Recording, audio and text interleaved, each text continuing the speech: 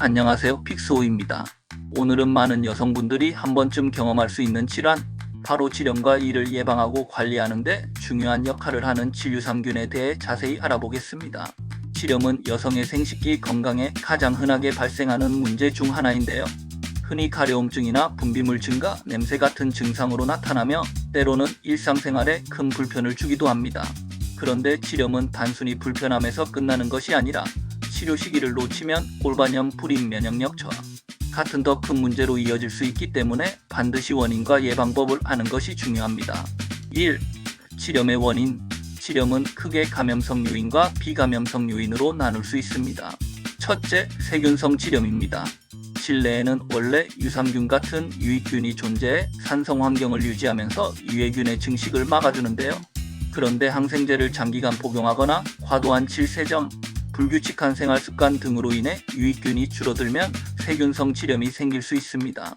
이 경우 생선 비린내 같은 냄새, 회색빛 분비물, 가려움, 따가움 같은 증상이 나타나죠. 방치하면 염증이 위로 올라가 골반염, 나아가 불임의 원인이 될 수도 있습니다.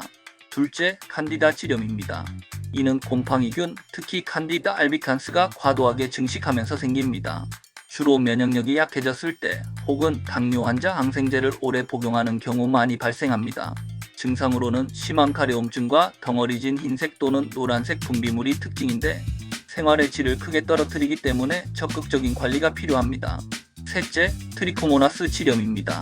이는 기생충 감염으로 생기는 질염으로 노란색 혹은 초록빛의 분비물, 심한 악취, 그리고 성관계 시 통증이 동반되곤 합니다. 성관계로 전염되기 때문에 파트너도 함께 치료하는 것이 중요하죠. 넷째, 호르몬 변화에 따른 질염입니다. 임신, 출산, 폐경 등으로 인해 여성 호르몬인 에스트로겐이 줄어들면 질 점막이 얇아지고 방어력이 약해집니다.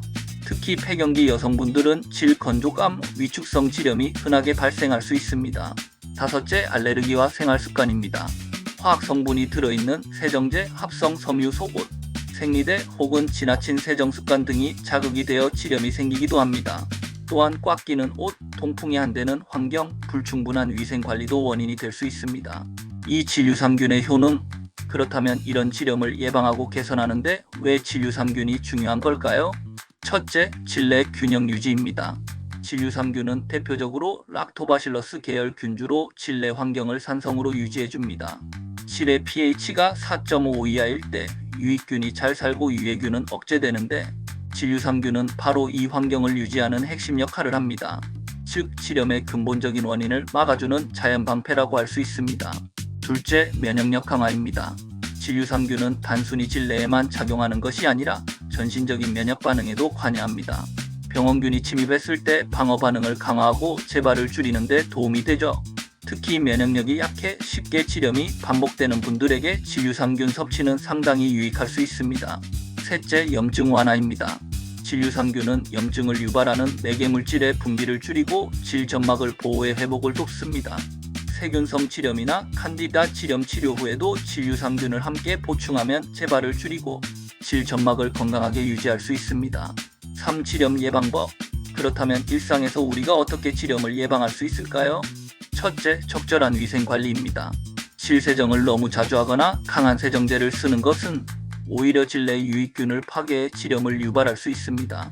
가능하다면 따뜻한 물만 사용하거나 질의 pH에 맞춘 전용 세정제를 사용하는 것이 좋습니다. 둘째, 통풍이 잘 되는 옷차림입니다. 면, 소재 속옷을 착용하고 너무 꽉 끼는 바지를 피하는 것이 좋습니다.